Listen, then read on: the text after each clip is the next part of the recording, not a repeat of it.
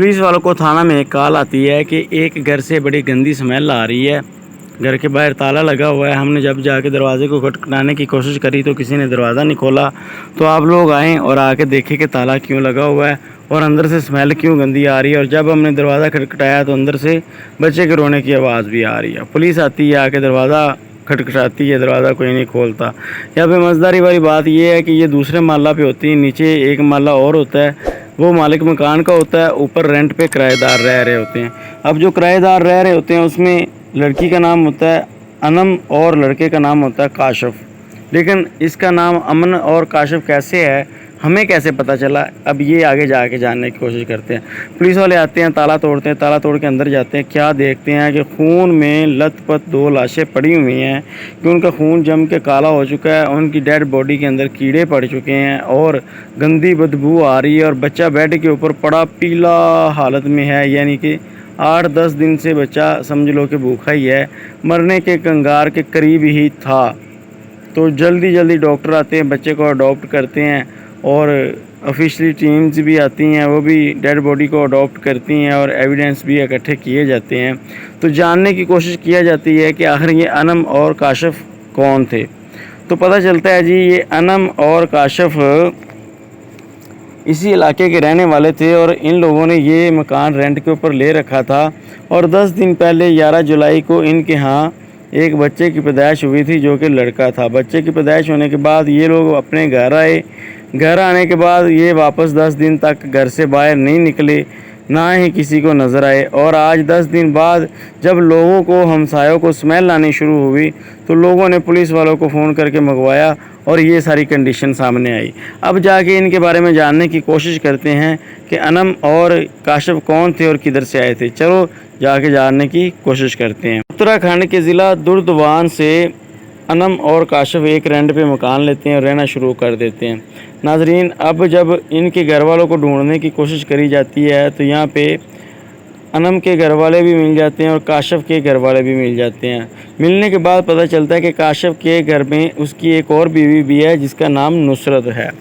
नाजरीन, अब पुलिस का सारा शक नुसरत के ऊपर चला जाता है क्योंकि नुसरत ही वो उसकी सौतन को, अपनी सौतन को कत्ल करवा सकती है। लेकिन यहाँ पे नुसरत की जो सास और ससुर होते हैं वो कहते हैं कि नहीं, हमारी ये नो इस तरह की नहीं है, ये हमारे बेटे के साथ बिल्कुल ठीक थी, ये अपने शोहर का कत्ल नहीं करवा सकती। और वैसे भी उसके यहाँ एक छोटा सा बच्चा है, तो ये उसका कत्ल क्यों करवाएगी, वैसे भी मेरे बेटे के साथ इसके रिलेशन अच्छे थे। तो नुसरत की कॉल डिटेल हिस्ट्री निकाली जाती, सब कुछ चेक किया जाता है तो उसको क्लीन चिट दे दी जाती है कि नहीं, ये भी नहीं हो सकती। अब पुलिस वाले क्या करते हैं, पुलिस वाले सोचते हैं कि सीसीटीवी कैमरे चेक करने चाहिए, शायद के कैमरे में कुछ निकला है। 10 जून का वाक़या था। पुलिस वाले 10 जून को कैमरे चेक करते हैं, कुछ भी नहीं। 11 जून को दिन को, रात को, दोपहर को 24 घंटे के कैमरे चेक करते हैं, कुछ भी नहीं। पुलिस वाले उकता जाते हैं कैमरे चेक करते करते, उनको कुछ भी नज़र नहीं आता। लेकिन 13 जून की रात को उनको एक होंडा गाड़ी नज़र आती है जो कि इस इलाके में आती है और कुछ देर घंटा रुकने के बाद वापस चली जाती है। वो भी अनम और काशिफ के घर के करीब रुक के वापस चली जाती है। तो पुलिस वाले जाते हैं, मोहल्ले में पूछते हैं कि किसी का कोई जानने वाला, कोई रिश्तेदार होंडा ब्लैक कलर में आया हो किसी के घर फलां डेट को। तो मोहल्ले वाले सारे इनकारी कर देते, कोई भी नहीं। पुलिस वालों को अब पता चल जाता है कि हो ना हो जो भी सीन है इस होंडा कार का है। वो होंडा कार का नंबर निकालते हैं तो यो किसी यादव नाम के बंदे के नाम नंबर निकलता है। तो पुलिस वाले अब यादव को जाकर पकड़ लेते हैं। हाँ भी, तेरी कार होंडा उधर क्या लेने गई। वो कहता है कि भाई यादव जो थी मेरी कार है, मेरा नाम यादव है, लेकिन मैंने ये कार अपने दोस्त शहबाज को दी थी। पुलिस वाले पूछते हैं शहबाज कौन है, तो वो बताता है कि ये जो शहबाज है ये काशिफ का दोस्त था जो कत्ल हो चुका है और उसका साला भी था। पुलिस वाले हैरान रह जाते हैं, क्या बात है, कहीं साले ने तो नहीं अपना जीजा और अपनी बहन को कत्ल कर दिया। पुलिस वाले फ़ौरन उसके गांव जाते हैं, जाके उसको गिरफ़्तार कर लेते हैं। गिरफ़्तार करने के बाद थाने लाते हैं, छितर-पोला उसका करते हैं। पहले तो वो नहीं मानता कि नहीं भाई मैंने कुछ नहीं किया, मेरा कुछ नहीं।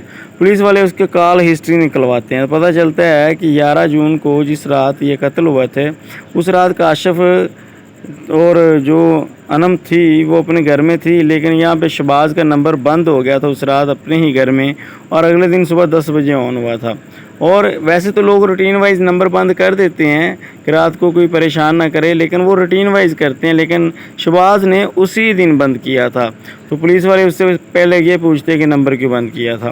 دوسرا وہ پوچھتے کہ یہ ہونڈا جو تو لے کے یادو سے گیا ہے، یہ تو ہونڈا ادھر کس لیے لے کے گیا تھا؟ دو چیز۔ اور تیسری چیز، یہ تیرے سالہ تھا، تیرا جیجا تھا، تو اس کا سالہ تھا، تم لوگ ایک ہی گاؤں کے رہنے والے ہو، اور قتل ہو گیا، تو ہمارے پاس آیا کیوں نہیں؟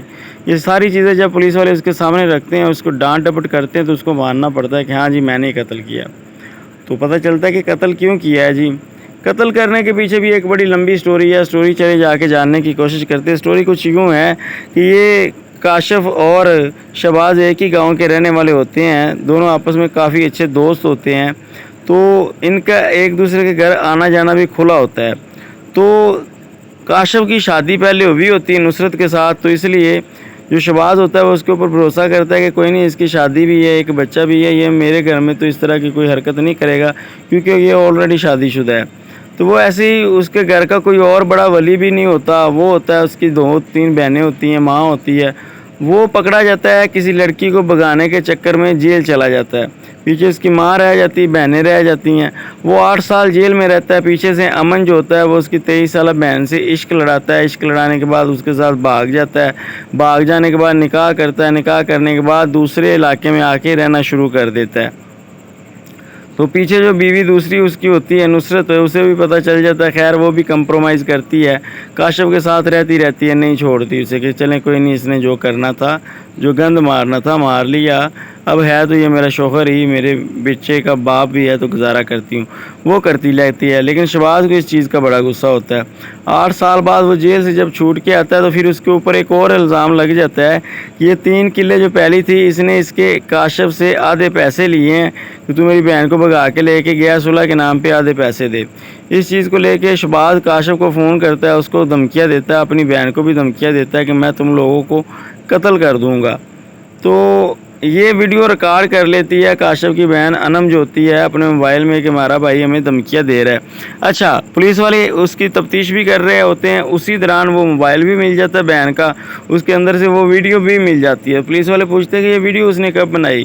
تو وہ کہتا ہے کہ یہ ویڈیو تو اس نے تب بنائی تھی جب میں نے اس کو دھمکیاں دی تھی، اس کے بعد تو میں نے ان کے ساتھ صلح کر لی تھی، پھر 1 سال ان کے ساتھ صلح رہی، 1 سال صلح رہنے کے بعد ان کے گھر آنا جانا شروع ہوا، پھر ان کو ایک پکنک پوائنٹ پہ منگوایا تاکہ یہاں پہ قتل کر دوں گا گرا کے کاشف کو، اور بعد میں انم کو بھی گرا دوں گا، لیکن وہاں پہ وہ کوئی نہ صاحب لگ سکا۔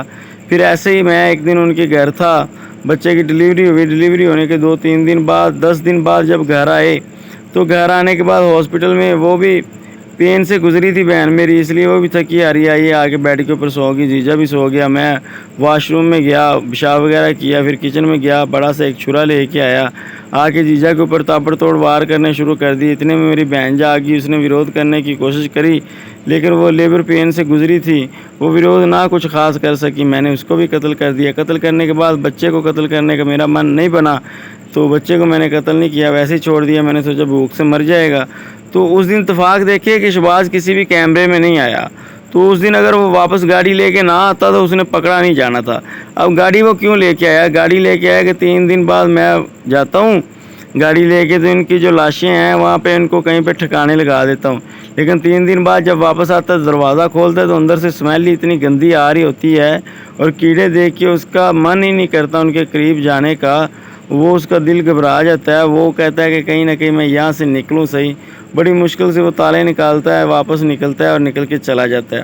یعنی اس سے غلطی یہ ہوئی کہ وہ جو چیک کرنے گیا دوبارہ میت کو گاڑی لے کے ہونڈا، وہ گاڑی آ گئی کیمرے میں تو وہ پکڑا گیا، اگر وہ نہ جاتا تو اس نے پکڑا نہیں جانا تھا۔ خیر یہ تو ہم کہہ رہے ہیں نا کہ پکڑا نہیں جانا تھا، واقعہ یہ تھا کہ اس کے خلاف کافی زیادہ ثبوت مل چکے تھے، اس نے اپنا نمبر بھی بند کیا، اس نے دشمنی بھی ظاہر کی، اور دوسری سب سے بڑی بات اس کی کہ بہن کے موبائل کے اندر سے اسی کے خلاف ویڈیو مل گئی کہ میرا بھائی مجھے قتل کرنا چاہتا ہے، اس کے علاوہ اور کیا بڑا ثبوت چاہیے تھا پولیس والوں کو گرفتار کرنے کے لیے۔ خیر پولیس والے شہباز کو آفیشلی گرفتار کر لیتے ہیں۔ گرفتار کرنے کے بعد چارج شیٹ بنتی ہے اور جج کے سامنے پیش کیا جاتا ہے کہ اس نے اپنے بھائی کو اور بہنوئی کو قتل کر دیا ہے۔ یوں وہ اپنی بہن اور بہنوئی کو قتل کرنے کے بعد مقدمہ ان کے اوپر چلنا شروع ہو جاتا ہے۔